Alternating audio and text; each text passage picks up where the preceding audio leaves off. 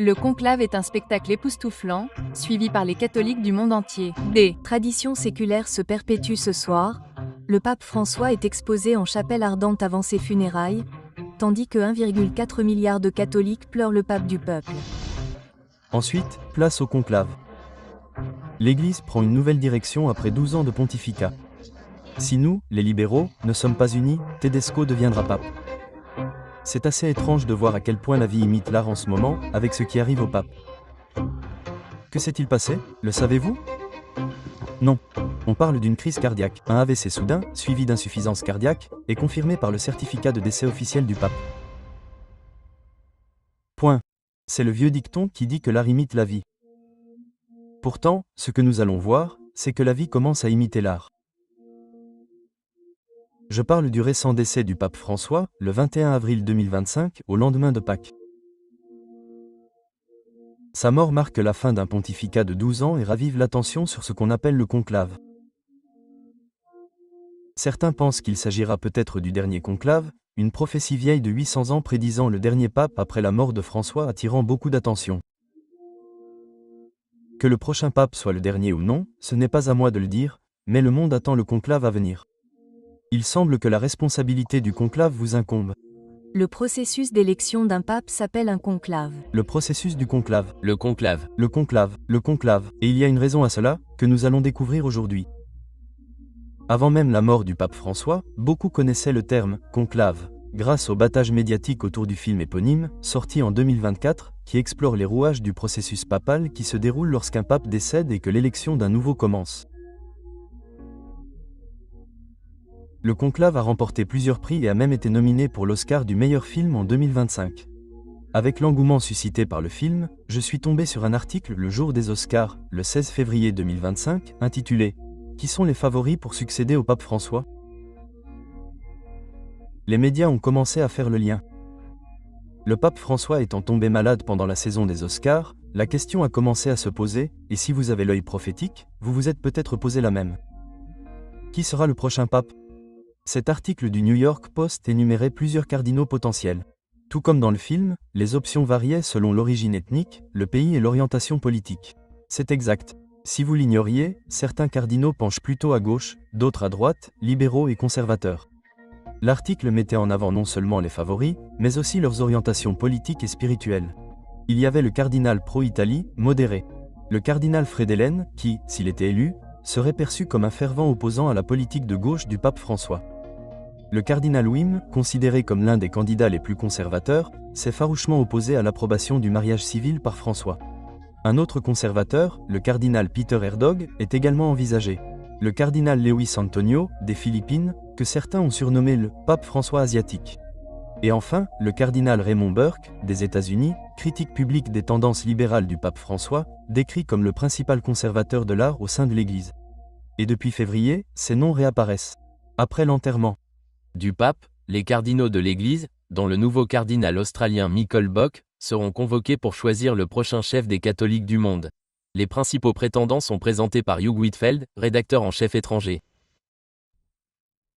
La chapelle Seine, chef-d'œuvre de la Renaissance, sera fermée à clé dans quelques semaines et 135 cardinaux de moins de 80 ans éliront un nouveau pape. Il y aura des tractations et beaucoup de politique, alors que les favoris se disputeront les voix. Parmi les principaux prétendants, le cardinal italien Point, qui était le second du pape François. Il a contribué à établir des contacts entre le Vatican, la Chine et la Corée du Nord, mais il a été condamné pour son refus de soutenir le mariage homosexuel. Le cardinal maltais Mario Gre préside le Sénat des évêques, un poste clé. Il a appelé à une plus grande compréhension de la communauté LGBT. Le cardinal Lewis Tougley, des Philippines, a été comparé au pape François en raison de sa préoccupation pour les pauvres. Charismatique et doté d'un excellent sens des médias, il pourrait être trop progressiste pour certains. Le cardinal Peter Turkon, du Ghana, est candidat au poste de premier pape africain. Largement présenté comme pontife potentiel depuis 2013, il a récemment affirmé avoir prié pour ne pas devenir pape. Et le cardinal Joseph Tobin pourrait devenir le premier pape américain. L'archevêque de Newark, dans le New Jersey, est un ancien alcoolique pratiquant l'haltérophilie. Maintenant, quelle importance tout cela a-t-il? Je vais m'éloigner un instant du conclave pour répondre à cette question, puis nous y reviendrons, car il est essentiel de replacer cette question dans sa juste perspective prophétique et culturelle.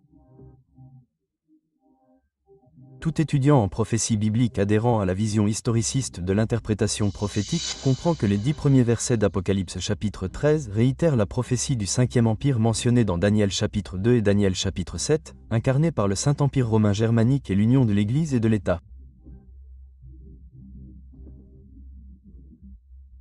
Après le verset 10 d'Apocalypse 13, nous découvrons le scénario d'une seconde nation émergeant de la terre, dotée de qualités d'agneau, représentant une nation chrétienne qui cherche finalement à imposer les principes chrétiens par la loi plutôt que par l'évangile pur. Nous avons récemment assisté à l'accomplissement de cette prophétie aux États-Unis, avec la pression de plus en plus forte en faveur de l'union de l'Église et de l'État et les appels à une observance législative du dimanche. Voyez par vous-même.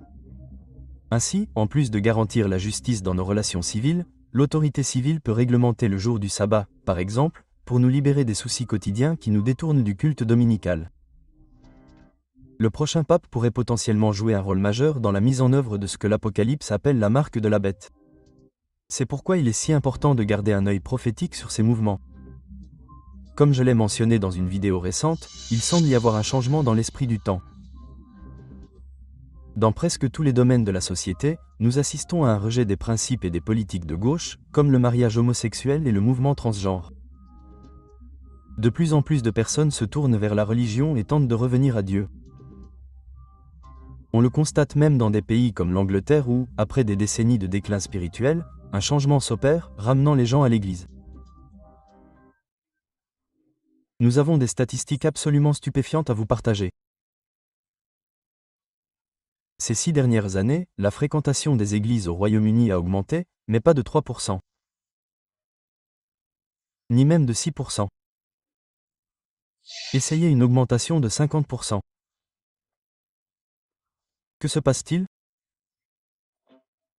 Ce changement d'air du temps a été évoqué dans un article du New York Times intitulé « Une nation sous l'autorité de Dieu, les Américains ont cessé d'abandonner le christianisme et le pays est extrêmement spirituel », selon un nouveau rapport.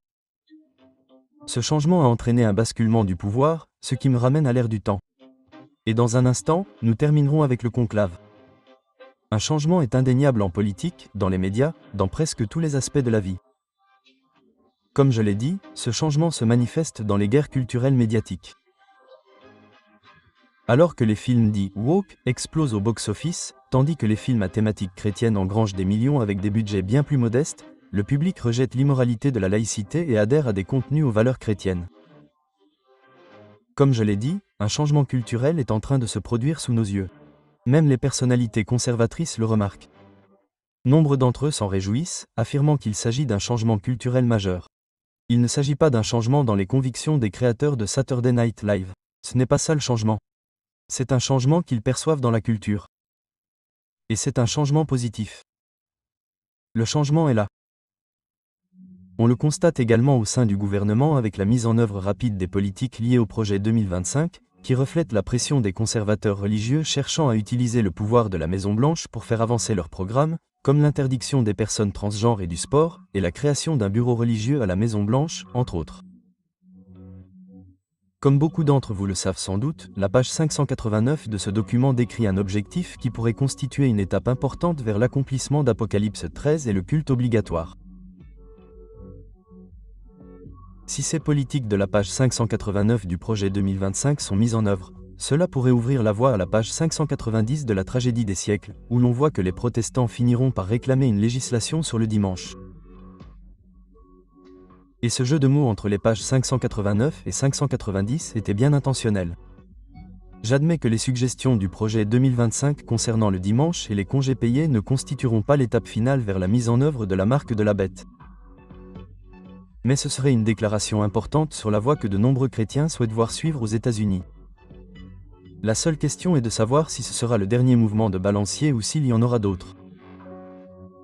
Ce qui nous ramène à notre question initiale concernant le pape et le conclave. Le balancier semble revenir vers la droite conservatrice.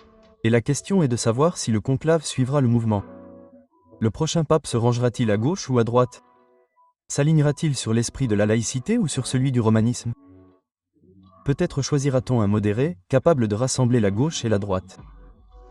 De quel pays viendra-t-il? D'Europe, d'Afrique, d'Asie, ou peut-être même des États-Unis, où réside la bête semblable à un agneau. J'aimerais savoir avec certitude si ce sera le dernier pape. J'aimerais avoir le don prophétique pour en être sûr. Mais comme je ne l'ai pas, je vais devoir spéculer et attendre, comme tout le monde, car parler de façon définitive n'est généralement pas très judicieux. Mais voici ce que je sais. D'après les prophéties d'Apocalypse 13, il y a une raison pour laquelle le monde entier observe ce qui se passe à Rome. Et que tôt ou tard la blessure mortelle d'Apocalypse 13/3 soit complètement guérie et que le monde entier se tourne vers la bête, il faut s'attendre à voir les protestants des États-Unis continuer à tendre la main au pouvoir romain, ce qui finira par bafouer les droits de conscience.